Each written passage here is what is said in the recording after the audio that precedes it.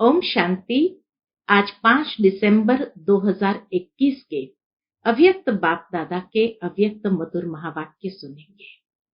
और ये अव्यक्त मधुर महावाक्य अव्यक्त बाप दादा ने 5 दिसंबर 1989 को सुनाए थे, अर्थात आज से ठीक 32 साल पहले के बाबा के मधुर महावाक्य है, जो कि वर्तमान समय के हिसाब से बहुत ही उपयुक्त और आवश्यक है।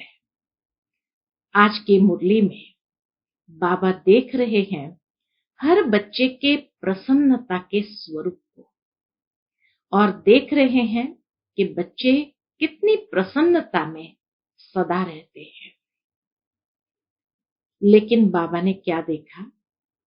बाबा ने 2 प्रकार के बच्चे देखे।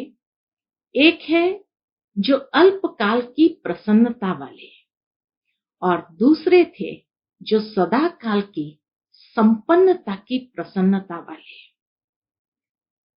अल्पकाल की प्रसन्नता वाले अल्पकाल के लिए प्रसन्न जरूर रहते हैं, लेकिन उसके बाद उनकी स्थिति अप्रसन्नता वाली दिखाई देती है।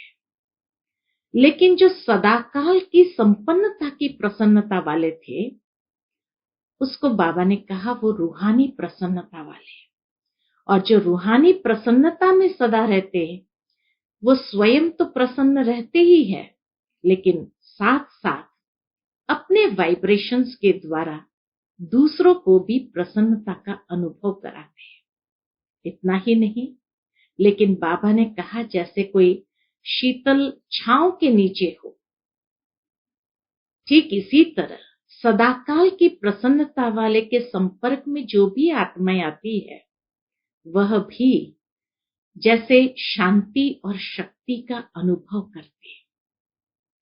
फिर बाबा ने 3 प्रकार की प्रसन्नता बताई।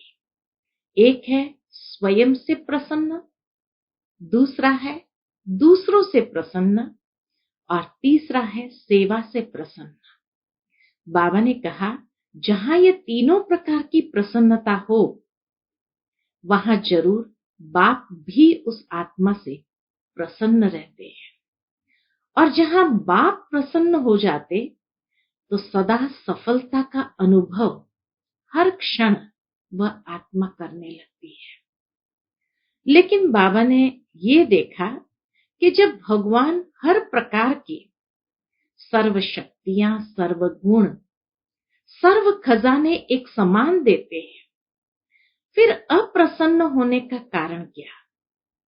तो बाबा ने देखा कि 2 कारण से अप्रसन्न रहते हैं। एक है अप्रसन्नता का कारण दिल शिकस्तपना, कि जब दिल शिकस्त हो जाते हैं तो अप्रसन्न हो जाते हैं। और दूसरा कारण बाबा ने देखा कि जब दूसरे के भाग्य को देख करके ईर्ष्या में आ जाते हैं तो भी अप्रसन्न हो जाते हैं।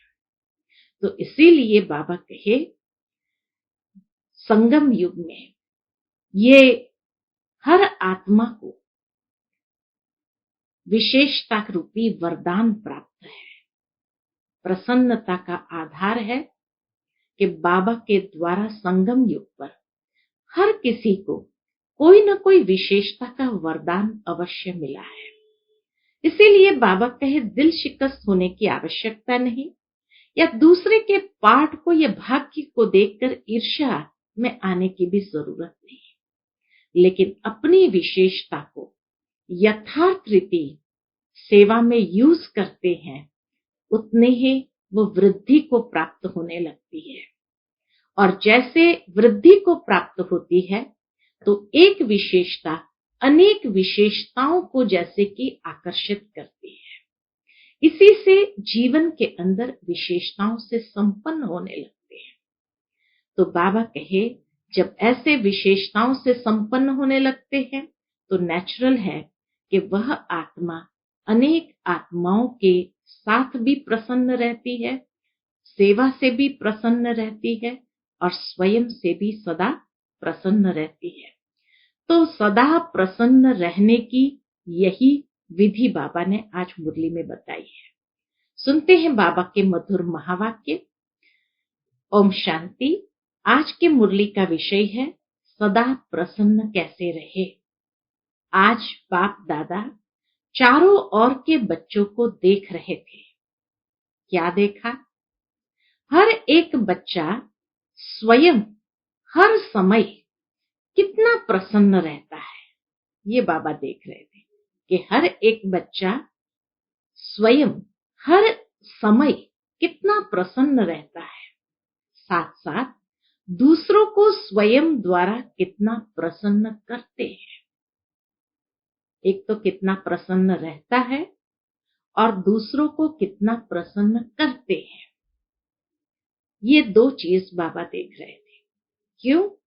क्योंकि परमात्मा सर्व प्राप्तियों के प्रत्यक्ष स्वरूप में प्रसन्नता ही चेहरे पर दिखाई देती है।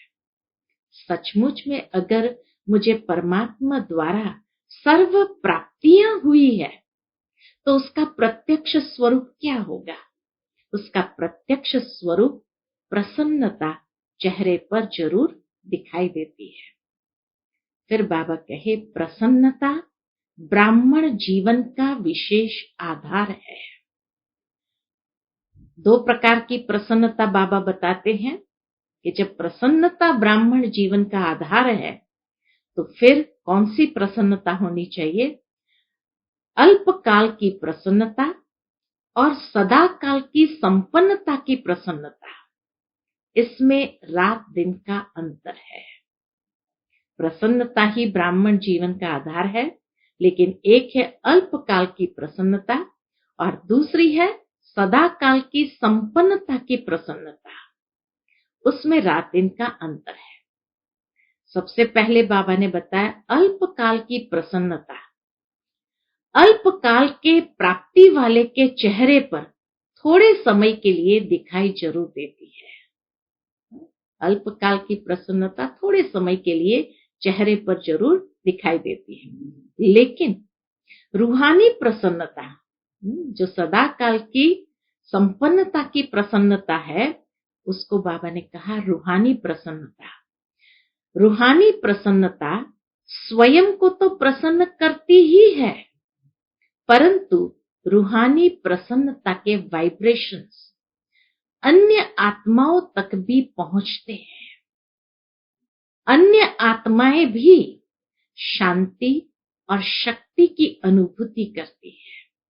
तो जो रूहानी प्रसन्नता है वो सदाकाल स्वयं को तो प्रसन्न करती ही है, लेकिन साथ साथ वो वाइब्रेशन दूसरी आत्माओं तक भी पहुंचते हैं और उन आत्माओं को भी शांति और शक्ति की अनुभूति कराती है। मिसाल देते हैं बाबा, जैसे फलदायक वृक्ष अपने शीतलता की छाया में थोड़े समय के लिए मानव को शीतलता का अनुभव कराता है और मानव प्रसन्न हो जाता है, ऐसे परमात्मा प्राप्तियों के फल संपन्न रूहानी प्रसन्नता वाली आत्मा दूसरों को भी अपने प्राप्तियों की छाया में तन मन की शांति और शक्ति की अनुभूति कराती है। कितनी सुंदर बाबा ने कंपैरिजन बताई कि जैसे फलदायक वृक्ष अपनी शीतलता की छाया में मानव को शीतलता का अनुभव कराता और वो मानव प्रसन्न हो जाता, इसी तरह जो परमात्मा प्राप्तियों वाली आत्मा है और ऐसी फल संपन्न रूहानी प्रसन्नता वाली आत्मा है, वो दूसरों को भी अपनी प्राप्तियों की छाया में तन और मन को शांति और शक्ति की अनुभूति कराती है। दूसरा एग्जाम्पल बाबा देते हैं, प्रसन्नता के वाइब्रेशन सूर्य की किरणों के समान वायुमंडल को, व्यक्ति को और सब बातें भुलाए सच्चे रूहानी शांति की, खुशी की अनुभूति में बदल देते हैं। पहली तो फलदायक वृक्ष जो होता है उसकी छाया में कैसे शांति और शीतलता का अनुभव कराते, दूसरा बाबा कहे जो प्रसन्नता के वाइब्रेशन चारों ओर फैलते हैं, ऐसे हैं जैसे सूर्य की किरणें चारों ओर वायुमंडल में फैल रही है।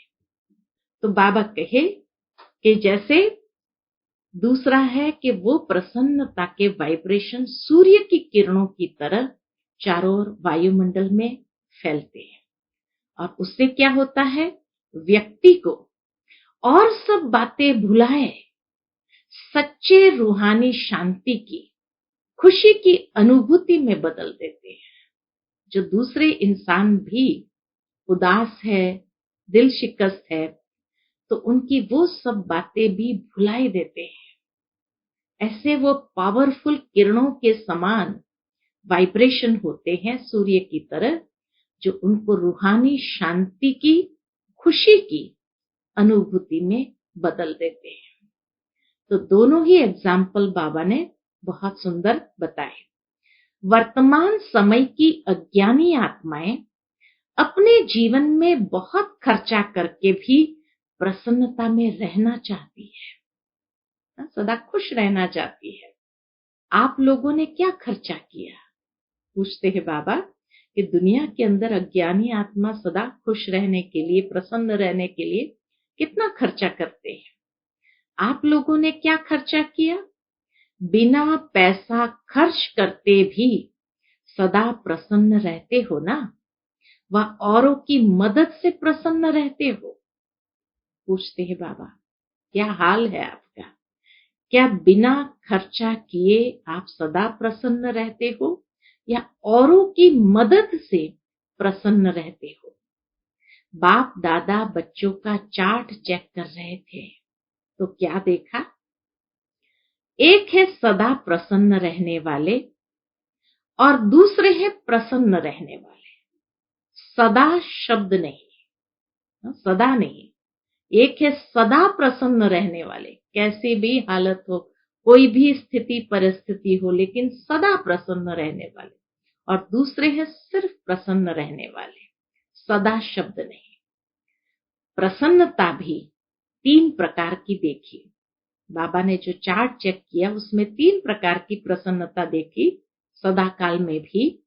पहली है स्वयं से प्रसन्न, दूसरों द्वारा प्रसन्न, और तीसरी है सेवा द्वारा प्रसन्न।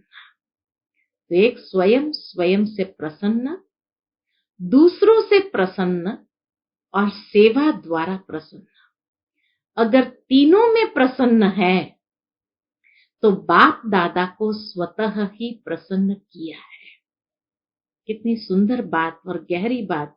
अगर तीनों प्रसन्नता है, सदा काल के लिए स्वयं से प्रसन्न, दूसरों से प्रसन्न और सेवा द्वारा प्रसन्न, तो बाबा कहे तो बाप दादा को स्वतः ही प्रसन्न किया है, क्योंकि बाबा को वही आत्माएं पसंद आती है जो हर हाल में प्रसन्न रहती है। तो इसीलिए बाबा कहे अगर तीनों में प्रसन्न है तो बाप दादा को स्वतः ही प्रसन्न किया है। और जहां भगवान प्रसन्न हो जाए तो क्या होगा, और जिस आत्मा के ऊपर बाप प्रसन्न है वह तो सदा सफलता मूर्त है ही है। जिसके ऊपर बाप प्रसन्न हो वह तो सदा सफलता मूर्त है ही है। ये अंडरलाइन की बात है कि हर समय वो सफलता का अनुभव करेंगे। बाप दादा ने देखा कई बच्चे अपने से भी अप्रसन्न रहते हैं। अब बाबा एक एक बात का कारण बताते हैं। तो बाप दादा ने देखा कई बच्चे अपने से भी अप्रसन्न रहते हैं, छोटी सी बात के कारण अप्रसन्न रहते हैं। थोड़ा कुछ हुआ अप्रसन्न हो जाते हैं। पहला पाठ मैं कौन, इसको जानते हुए भी भूल जाते हैं। अप्रसन्न रहने का कारण बाबा ने बताया, पहला पाठ मैं कौन, इसको जानते हुए भी भूल जाते हैं। जो बाप ने बनाया है, दिया है, उसको भूल जाते हैं। कि बाबा ने मुझे क्या से क्या बनाया है। क्या दिया है वह भूल जाते हैं। बाप ने हर एक बच्चे को फुल वर्षे का अधिकारी बनाया है। किसको पूरा किसको आधा वर्षा नहीं दिया है। किसको आधा व चौथा मिला है क्या, पूछते हैं बाबा। किसको आधा व चौथा मिला है क्या? आधा मिला है या आधा लिया है? बाबा ने तो फुल वर्षे के अधिकारी बनाया, लेकिन बाबा कहे आधा मिला है या आधा लिया है। बाप ने तो सभी को मास्टर सर्वशक्तिमान का वरदान व वर्षा दिया। ऐसे नहीं कि कोई शक्तियां बच्चों को दी और कोई नहीं दी, अपने लिए नहीं रखी। बाबा ने कोई अपने लिए नहीं रखी, सब कुछ बच्चों को दिया है। सर्वशक्तिमान का वरदान व वर्षा दिया है। सर्वगुण संपन्न बनाया है। सर्व प्राप्ति स्वरूप बनाया है। कितना कुछ दिया। मास्टर सर्वशक्तिमान बनाया, सर्व गुण संपन्न आत्मा बनाया, सर्व प्राप्ति स्वरूप बनाया। लेकिन बाप द्वारा जो प्राप्तियां हुई है उसको स्वयं में समा नहीं सकते। कारण क्या हुआ अप्रसन्नता का? कि जो बाप द्वारा प्राप्तियां हुई है उसको स्वयं में समा नहीं सकते।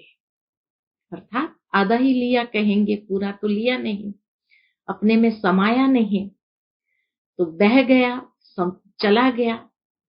जैसे बाबा मिसाल देते हैं, जैसे स्थूल धन व साधन प्राप्त होते भी खर्च करना न आवे, वह साधनों को यूज करना न आए, तो प्राप्ति होते भी उससे वंचित रह जाते हैं। जैसे स्थूल धन व साधन होते हुए भी खर्च करना न आए, यूज करना न आए, तो होते हुए भी वंचित रह जाते हैं।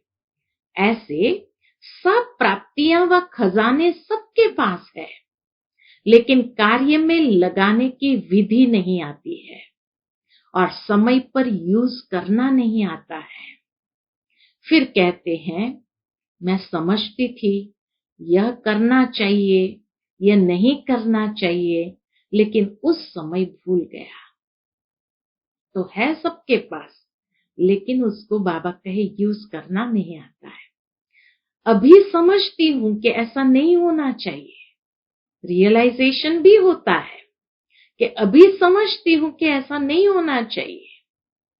उस समय 1 सेकंड भी निकल गया तो सफलता की मंजिल पर पहुंच नहीं सकते, क्योंकि समय की गाड़ी निकल गई।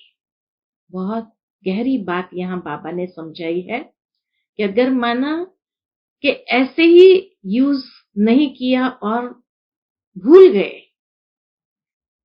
फिर समझते हुए, लेकिन समय की गाड़ी तो निकल गई ना, तो वो समय वापस तो नहीं आएगा, तो सफलता की मंजिल पर तो पहुंचेंगे नहीं। तो इसीलिए बाबा कहे उस समय 1 सेकंड भी निकल गया तो सफलता की मंजिल पर पहुंच नहीं सकते, क्योंकि समय की गाड़ी निकल गई। चाहे 1 सेकंड लेट किया, चाहे 1 घंटा लेट किया, समय निकल तो गया ना। समय तो चला गया, वो समय वापस तो नहीं आएगा। और इसीलिए फिर बाद में अगर रियलाइजेशन भी हुआ तो क्या फायदा। और जब समय की गाड़ी निकल जाती है तो फिर स्वयं से दिल शिकस्त हो जाते हैं। तो स्वयं से अप्रसन्न रहने का कारण दिल शिकस्ती क्यों होती है कि समय पर वो खजाने को यूज करना नहीं आया, समय की गाड़ी निकल गई, तो सफलता की मंजिल पर जब नहीं पहुंचे तो नेचुरल है दिल शिकस्त अवश्य होंगे। तो बाबा कहे जब समय की गाड़ी निकल जाती है तो फिर स्वयं से दिल शिकस्त हो जाते हैं और अप्रसन्नता के संस्कार इमर्ज होते हैं। फिर क्या कहते हैं, मेरा भाग्य ही ऐसा है, मेरा ड्रामा में पार्ट ही ऐसा है। पहले भी सुनाया ना, स्व से अप्रसन्न रहने के मुख्य दो कारण होते हैं। स्वयं से अप्रसन्न रहने के मुख्य दो कारण है। कौन से कारण? एक, दिल शिकस्त होना, और दूसरा कारण होता है दूसरों की विशेषता, भाग्य व पाठ को देख ईर्ष्या उत्पन्न होना। ये दो कारण बाबा ने बताया स्वयं से अप्रसन्न होने का। एक तो दिल शिकस्त होना, क्योंकि सफलता की मंजिल नहीं मिली, और दूसरा दूसरे के भाग्य को देख करके ईर्ष्या उत्पन्न होना। हिम्मत कम होती है, ईर्ष्या ज्यादा होती है। दिल शिकस्त भी कभी प्रसन्न नहीं रह सकता। जो अंदर ही अंदर दिल शिकस्त है, उदास है, वो प्रसन्न कैसे रह सकता है? इसलिए बाबा कहे दिल शिकस्त भी कभी प्रसन्न नहीं रह सकता, और ईर्ष्या वाला भी कभी प्रसन्न नहीं रह सकता, क्योंकि दोनों हिसाब से ऐसी आत्माओं की इच्छा कभी पूर्ण नहीं होती। दिल शिकस्त और ईर्ष्या दोनों ही प्रकार की आत्माओं की इच्छा कभी पूर्ण नहीं होती, और इच्छाएं अच्छा बनने नहीं देती, इसलिए प्रसन्न नहीं रहते हैं। अच्छा माना प्रसन्न। तो इच्छाएं जब पूरी नहीं होती है ईर्ष्या के कारण, तो वो अच्छा बनने नहीं देती है, अर्थात प्रसन्न नहीं रहते। प्रसन्न रहने के लिए सदा एक बात बुद्धि में रखो। कितनी सुंदर बात अभी मास्टर की बाबा हम बच्चों को दे रहे हैं कि प्रसन्न रहने के लिए सदा एक बात बुद्धि में रखो कि ड्रामा के नियम प्रमाण संगम युग पर हर एक ब्राह्मण आत्मा को कोई ना कोई विशेषता मिली हुई है। यह है मास्टर की, कि प्रसन्न रहने के लिए ड्रामा के नियम प्रमाण संगम युग पर हर एक ब्राह्मण आत्मा को कोई ना कोई विशेषता मिली हुई है। चाहे माला का लास्ट 16,000 वाला दाना हो, उसको भी कोई ना कोई विशेषता मिली हुई है। उनसे भी आगे चलो, 9 लाख जो गाए हुए हैं, उन्हें भी कोई ना कोई विशेषता मिली हुई है। अपनी विशेषता को पहले पहचानो। बाबा क्या कहे? अपनी विशेषता को पहले पहचानो। अभी तो 9 लाख तक पहुंचे ही नहीं हो, तो ब्राह्मण जन्म के भाग्य की विशेषता को पहचानो और कार्य में लगाओ, तब वो विशेषता वृद्धि को पाएगी। तो इसीलिए बाबा कहे अपने भाग्य की विशेषता को पहचानो और कार्य में लगाओ। सिर्फ दूसरे की विशेषता को देख करके दिल शिकस्त व ईर्ष्या में नहीं आओ, लेकिन अपनी विशेषता को कार्य में लगाने से एक विशेषता फिर और विशेषताओं को लाएगी। वो विशेषता को जितना कार्य में लगाते जाएंगे, तो वो विशेषता ही ऐसी मैग्नेट बन जाएगी जो दूसरी विशेषता को भी खींच करके ले आएगी। एक के आगे, उदाहरण देते हैं बाबा, एक के आगे बिंदी लगती जाएगी तो कितने हो जाएंगे? एक को एक बिंदी लगाओ तो 10 बन जाता, और दूसरी बिंदी लगाओ तो 100 बन जाएगा, तीसरी लगाओ तो, यह हिसाब तो आता है ना? पूछते हैं बाबा। तो जितना विशेषता को कार्य में लगाओ, सेवा में लगाओ, उतना वो वृद्धि को प्राप्त होता जाता है। कार्य में लगाना अर्थात बढ़ना। दूसरों को नहीं देखो, अपनी विशेषता को कार्य में लगाओ।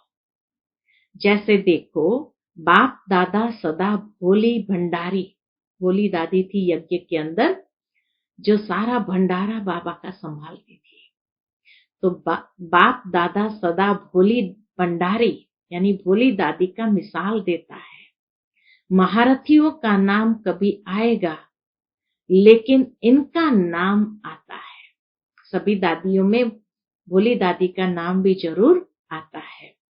जो विशेषता थी वह कार्य में लगाई, चाहे भंडारा ही संभालती है, लेकिन विशेषता को कार्य में लगाने से विशेष आत्माओं के मिसल गाई जाती है और दादियों की तरह उनका भी गायन है। सभी मधुबन का वर्णन करते तो दादियों की भी बातें सुनाएंगे तो भोली की भी सुनाएंगे। जो भी देश विदेश से आते थे मधुबन में, तो जब भी जाते थे तो सभी दादियों की पालना की बातें तो जरूर सुनाते, लेकिन उसमें भोली दादी की विशेषता भी जरूर सुनाएंगे। बाबा कहे भोली दादी भाषण तो नहीं करती, लेकिन विशेषता को कार्य में लगाने से स्वयं भी विशेष बन गई। दूसरे भी विशेष नजर से देखते। ये सबसे बड़ी प्राप्ति ये है कि जो विशेषता को कार्य में लगाया उसी के कारण वो विशेष भी बन गई और दूसरे भी विशेष नजर से देखते। तो प्रसन्न रहने के लिए क्या करेंगे? विशेषता को कार्य में लगाओ तो वृद्धि हो जाएगी, और जब सर्व आ गया तो प्रसन्नता हो जाएगी। बाबा कहे विशेषता को कार्य में लगाओ तो वृद्धि हो जाएगी, वो विशेषता वृद्धि को पाएगी, और जब सर्व आ गया तो संपन्न हो जाएंगे। सारी विशेषताएं अगर आ गई तो जरूर है संपन्न हो जाएंगे। कितना सुंदर तरीका बाबा ने बताया संपन्न बनने का, कि एक विशेषता संगम युग पर ड्रामा अनुसार हर एक आत्मा को मिलती है, और जितना उसको कार्य में लगाते जाओ वृद्धि को पाते जाएंगे, और वही एक विशेषता और विशेषताओं को खींच करके ले आएंगी, और इस तरह से सारी विशेषता अगर आ गई तो संपन्न हो जाएंगे। और प्रसन्नता का आधार है संपन्नता। प्रसन्नता का आधार है संपन्नता। जो अंदर से भरपूर होता है, फुल होता है, वो सदा प्रसन्न रहता है। जो स्व से प्रसन्न रहता वह औरों से भी प्रसन्न रहेंगे, सेवा से भी प्रसन्न रहेंगे। तो तीनों से प्रसन्नता स्वतः स्वयं में अनुभव होने लगेगी, और जो तीनों में प्रसन्न है उसके ऊपर बाप दादा भी प्रसन्न है। तो कितनी सहज लॉजिकल विधि से बाबा ने बताया प्रसन्न रहने की विधि। जो स्व से प्रसन्न रहते वो औरों से भी प्रसन्न रहेंगे, सेवा से भी प्रसन्न रहेंगे। जो भी सेवा मिलेगी उसमें औरों को प्रसन्न कर सेवा में नंबर आगे ले लेंगे। सबसे बड़े से बड़ी सेवा आपकी प्रसन्न मूर्त करेगी। तो सुना क्या चार्ट देखा? अच्छा, टीचर्स को आगे बैठने का भाग्य मिला है।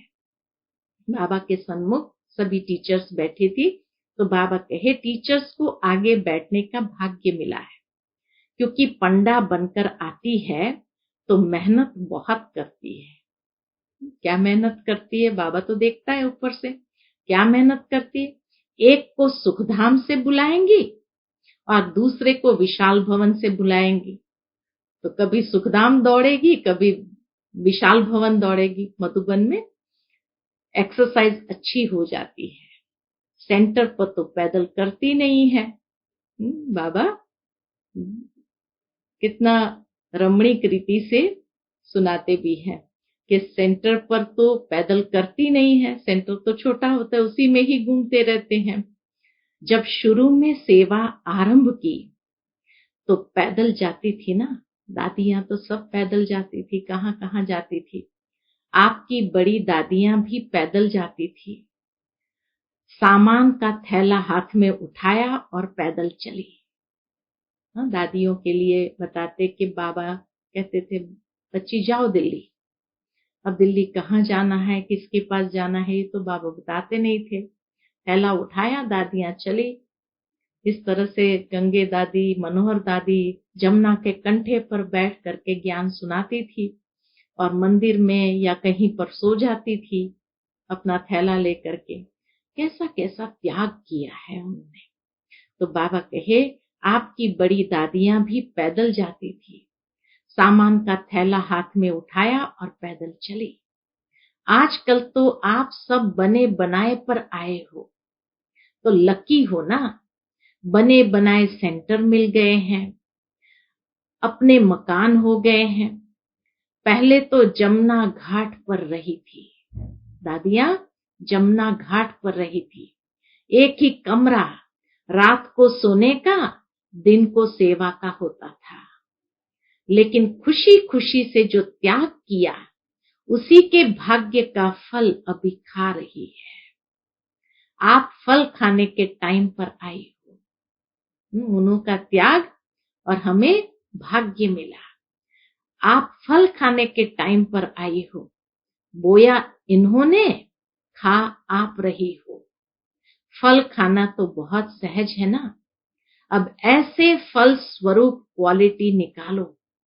बाबा कहे जितना क्वालिटी फल खा रहे हो, ऐसे फल स्वरूप क्वालिटी आत्माओं को निकालो। समझा?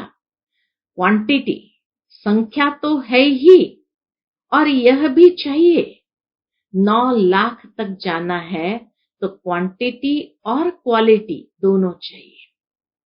लेकिन 16,000 की पक्की माला तो तैयार करो। अभी क्वालिटी की सेवा पर विशेष अंडरलाइन करो।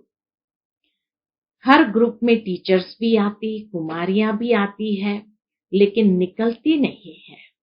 मधुबन अच्छा लगता है, बाप से प्यार भी है, लेकिन समर्पण होने में सोचती है। तो बाबा खाली टीचर्स का नहीं सुनाते हैं, लेकिन कुमारियों का भी सुनाते। क्या कहते हैं बाबा?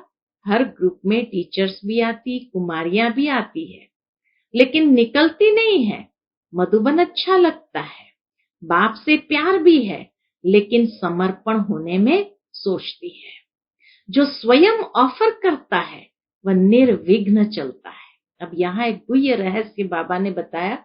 जो स्वयं ऑफर करता है सेवा के लिए, वह निर्विघ्न चलता है, और जो कहने से चलता है वह रुकता है फिर चलता है।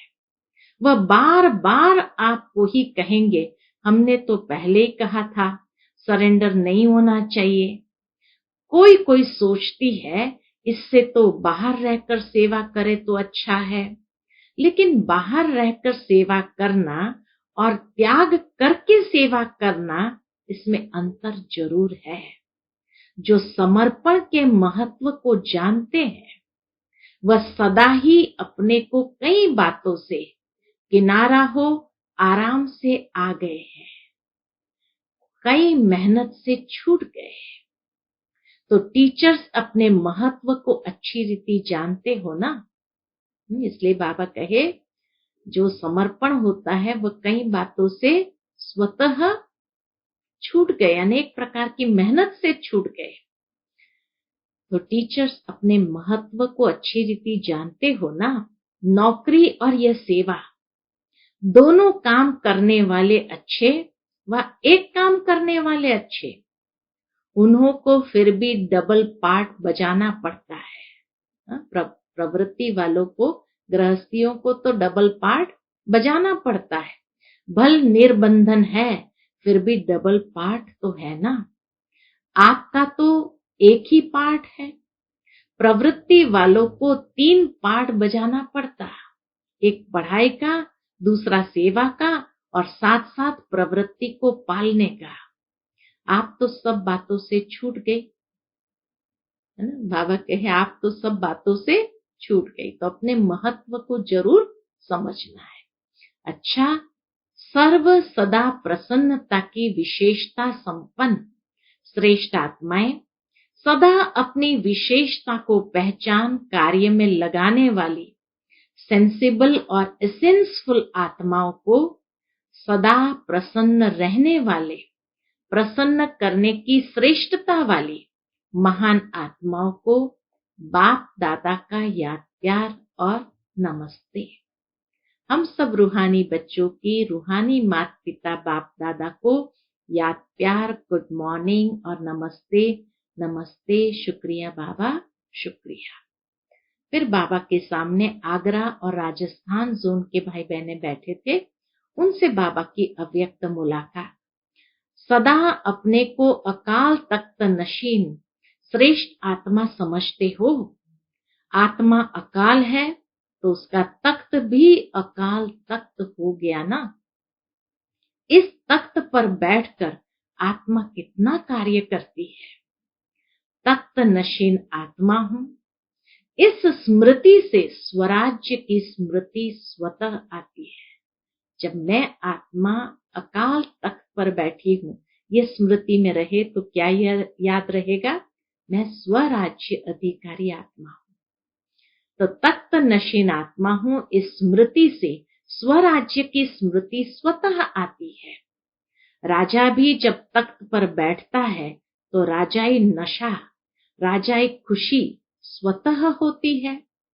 तख्त नशीन माना स्वराज्य अधिकारी राजा। इस स्मृति से सभी कर्मेंद्रियां स्वतः ही ऑर्डर पर चलेगी। जो अकाल तख्त नशीन समझकर चलते हैं उनके लिए बाप का भी दिल तख्त है। जो अकाल तख्त नशीन समझकर चलते हैं उनके लिए बाप का भी दिल तख्त है, क्योंकि आत्मा समझने से बाप की याद आती है ना। आत्मा समझा तो आत्मा समझने से बाप ही याद आता है। फिर न देह है, न देह के संबंध है, न पदार्थ है। एक बाप ही संसार है। इसलिए अकाल तख्त नशीन बाप के दिल तख्त नशीन भी बनते हैं। कितनी सुंदर बात बाबा ने कही। एक बाप ही संसार है, इसलिए अकाल तख्त नशीन बाप के दिल तख्त नशीन भी बनते हैं। बाप के दिल में ऐसे बच्चे ही रहते हैं जो एक बाप दूसरा न कोई, वही बाबा के दिल में रहते हैं। तो बाप के दिल में ऐसे बच्चे ही रहते हैं जो एक बाप दूसरा न कोई है।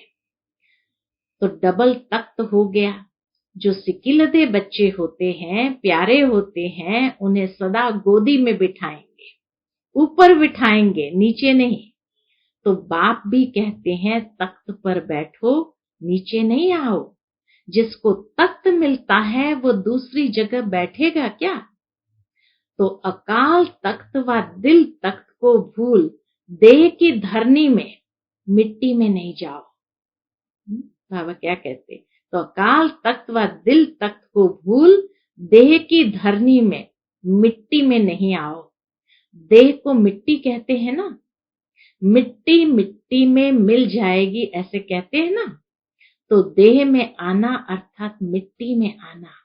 जो रॉयल बच्चे होते हैं वह कभी मिट्टी में नहीं खेलते। परमात्मा बच्चे तो सबसे रॉयल हुए। तो तख्त पर बैठना अच्छा लगता है या थोड़ी थोड़ी दिल होती है मिट्टी में देख ले? बाबा कहे थोड़ी थोड़ी दिल होती है मिट्टी में भी देख ले। कई बच्चों की आदत मिट्टी खाने की व मिट्टी में खेलने की होती है। तो ऐसे तो नहीं है ना। 63 जन्म मिट्टी से खेला, अब बाप तो तख्त नशीन बना रहे हैं, तो मिट्टी से कैसे खेलेंगे? पूछते बाबा। जो मिट्टी से खेलता है वह मैला होता है। तो आप भी कितने मैले हो गए। अब बाप ने स्वच्छ बना दिया। सदा इसी स्मृति से समर्थ बनो। शक्तिशाली कभी कमजोर नहीं होते। कमजोर होना अर्थात माया की बीमारी आना।